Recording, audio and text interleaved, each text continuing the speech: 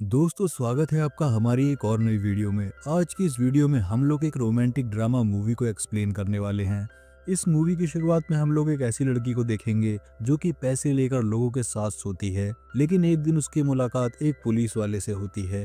वो पुलिस वाला उस लड़की के काम के बारे में जानता है, जिसकी वजह से वो इस लड़की को ब्लैकमेल करके उसका खूब फायदा उठाता है। लेकिन एक दिन यहाँ घूमते हुए उस पुलिस वाले की नज़र गाँव की एक और लड़की पर पड़ती है और अब वो उस लड़की के साथ घपाघप करना चाहता है, जिसकी वजह से वो उस लड़की को उठाकर थाने में ले जाता है।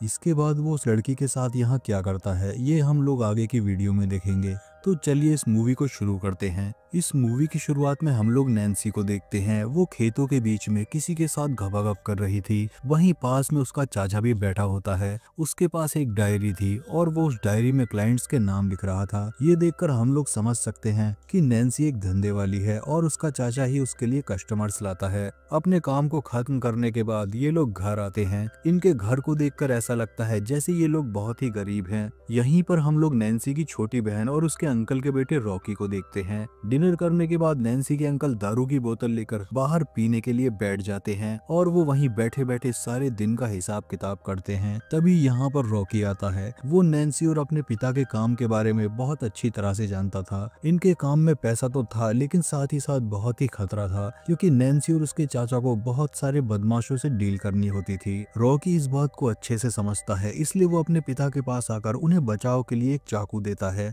अगले दिन जैसे ही सुबह होती है, नैन्सी अपने अंकल के साथ एक दूसरे क्लाइंट से मिलने के लिए जा रही थी, लेकिन वो आदमी नैन्सी के साथ बहुत बुरी तरीके से इंटीमेट होता है। वो नैन्सी के साथ जबरदस्ती किए जा रहा था। वहीं इधर बाहर हम नैन्सी के अंकल को देखते हैं, जो कि आराम से दारू पी रहे थे। वहीं अंदर नैन्सी चिल्ला चिल्ला कर रो रही थी। जब नैन्सी की चीखें बहुत ज्यादा बढ़ जाती हैं, तब अंकल रूम के अंदर जाते हैं। इसके बाद वो वहां आकर उस क्लाइंट को रुकने के लिए कहते हैं, लेकिन ये आदमी अंकल की बातों को इग्नोर करता है। वो आदमी रुकने के लिए बिल्कुल भी तैयार नहीं था। इस बात को लेकर उस आदमी और नैन्सी के अंकल के बीच में झड़प हो जाती है। इसी झगड़े में वो आदमी अंकल को धक्का दे देता है। अंकल जैसे ही नीचे गिरते हैं, रॉकी का दिया हुआ चाकू उन्हीं को लग जाता है। चाकू लगने की वजह से अंकल की यहीं पर मौत हो जाती है। अंकल की मौत के बाद सभी लोग बहुत ही उदास थे। अब धीरे धीरे इनके पास सारे पैसे खत्म हो जाते हैं, लेकिन अंकल के फोन पर लगातार क्लाइंट्स के कॉल आ रहे थे। मजबूरन नैन्सी को वो कॉल रिसीव करनी पड़ती है। क्लाइंट्स नैन्सी को मीटिंग के लिए बुलाते हैं। सेफ्टी की वजह से नैन्सी अकेले नहीं जा सकती थी, इसलिए रॉकी उसके साथ जाने का फैसला करता है। इसके बाद हम नैन्सी को जंगल में देखते हैं और कोई उसकी गुफा में धमाके कर रहा था।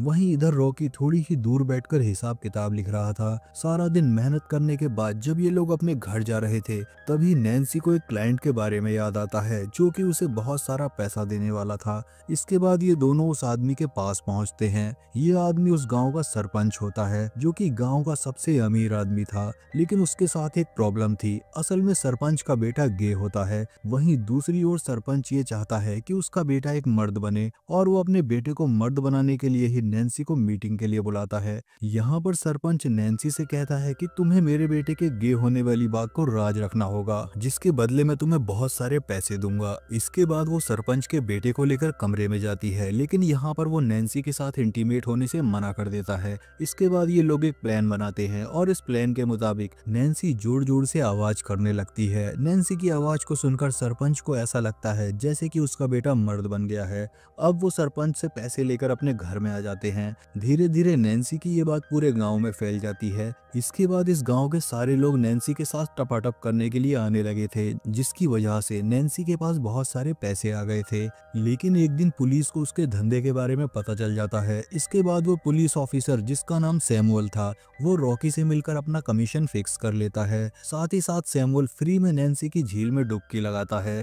सैमुअल को नैन्सी के साथ इंटीमेट होकर बहुत अच्छा लगता है। इसके बाद वो रॉकी के पास जाकर अपने एक गे कांस्टेबल के साथ उसे इंटीमेट होने का ऑफर देता है। क्योंकि सैमुअल एक पुलिस ऑफिसर था, इसलिए रॉकी को धंधा चलाने के लिए उसकी बातों को मानना पड़ता है। इसके बाद रॉकी मजबूरन कांस्टेबल के साथ इंटीमेट होता है।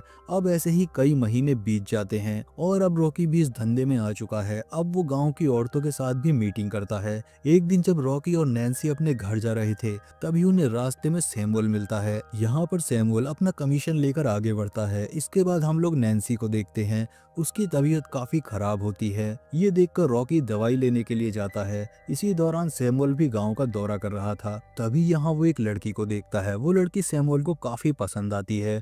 इसके बाद वो उसका पीछा करने लगता है। उस लड़की का पीछा करते हुए सैमुअल उसके घर तक पहुंच जाता है। वहीं दूसरी ओर हम लोग गे कांस्टेबल को देखते हैं जो कि बहुत नशे में था। इसी बात का फायदा उठाकर रॉकी उसके वॉलेट से सारे पैसे निकाल लेता है। साथ ही साथ वो उसकी महंगी घड़ी भी ले लेता है। कांस्टेबल के चुराए हुए पैसों से रॉकी नैन्सी के लिए दवाइयाँ ले आता है। इन दवाइयों को लेने के बाद नैन्सी की तबीयत में सुधार होने लगता है। यहाँ पर हम लोग ये जानते हैं कि रॉकी ने कांस्टेबल की घड़ी को अब तक बेचा नहीं है, जबकि उसने उस घड़ी को अपने हाथों में ही पहन लिया है। इसलिए रॉकी सैमुअल की नजरों में आ जाता है। रॉकी के हाथ में उस घड़ी को देखने के बाद सैमुअल उसे जेल में डाल देता है। लॉकअप में रॉकी उसी लड़की को देखता है जिस लड़की का पीछा सैमुअल कर रहा था।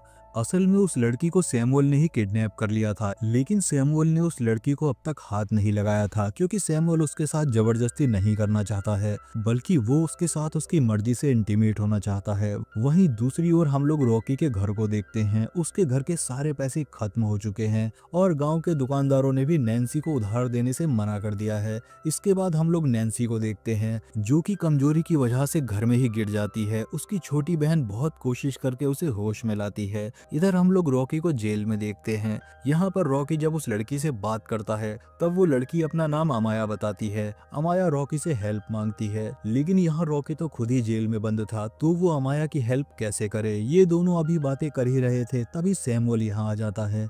इसके बाद वो अमाया के सामने अपना डर दिखाने के लिए रॉकी को यहाँ बहुत मारता है। इसके बाद वो रॉकी को धमकाते हुए कहता है कि अगर तुमने अपना मुंह खोला तो मैं तुम्हें जिंदा नहीं छोड़ूंगा। तभी यहाँ पर सैमुअल का एक दोस्त आता है। अपने दोस्त की बातों में आकर सैमुअल अमाया को टच करने लगता है। ये देखकर रॉकी को बहुत बुरा लगता है, लेकिन वो चाहकर भी कुछ नहीं कर सकता था। फिर हम लोग सैमुअल को देखते हैं। उसे रॉकी की डायरी मिल जाती है। इसके बाद वो उस डायरी को लेकर रॉकी के पास आता है और वो उससे क्लाइंट्स के बारे में पूछताछ करता है। इसके बाद वो रॉकी को छोड़ने के बदले में उससे पैसों की डिमांड करता है, लेकिन रॉकी के पास तो पैसे थे ही नहीं। ये सुनकर सैमुअल पैसा कमाने का एक नया तरीका ढूंढ कर निकालता है। वो रॉकी की डायरी से एक क्लाइंट को फोन करता है और उसे अमाया के साथ घपाघप करने के लिए यहाँ बुलाता है। क्योंकि अमाया की उम्र बहुत ही कम थी, इसलिए वो आदमी यहाँ आकर अमाया को डराता और धमकाता है। इसके बाद वो आदमी जैसे ही अमाया की गुफा में धमाका करने वाला था, तभी सैमुअल यहाँ आकर उस आदमी को मारकर यहाँ से भगा देता है। ये देखकर रॉकी को ऐसा लगता है जैसे सैमुअल भी थोड़ी बहुत अमाया की चिंता करता है। इसके बाद रॉकी सैमुअल से ये कहता है कि ये काम मैं और नैन्सी कर सकते हैं, लेकिन इसके लिए तुम्हें नैन्सी को यहाँ लाना होगा। ये सुनकर सैमुअल नैन्सी को लाने के लिए पहुंच जाता है, लेकिन नैन्सी को यहाँ लाने के बाद सैमुअल उसे भी जेल में बंद कर देता है। नैन्सी को अभी कुछ भी समझ नहीं आ रहा था कि यहाँ क्या चल रहा है। तब रॉकी नैन्सी को समझाते हुए कहता है कि तुम्हें अमाया को सैमुअल के साथ इंटीमेट होने के लिए मनाना होगा। ऐसा करने पर वो हम दोनों को आजाद कर देगा। ये सुनने के बाद नैन्सी अमाया को अच्छे से तैयार करती है। इसके बाद सैमुअल अमाया को अपने बिस्तर में लेकर जाता है और उसके साथ जबरदस्ती करने लगता है। सैमुअल धीरे धीरे करते हुए पूरा जानवर बन जाता है, जिसकी वजह से अमाया चीखने चिल्लाने लगती है। अमाया के रोने की आवाज को सुनकर नैन्सी बहुत परेशान हो जाती है। जबरदस्ती करने के बाद सैमुअल उसे फिर से जेल में डाल देता है। जैसे ही रात होती है, सैमुअल यहाँ फिर से अमाया के पास पहुंच जाता है ताकि वो फिर से अमाया के मजे ले सके।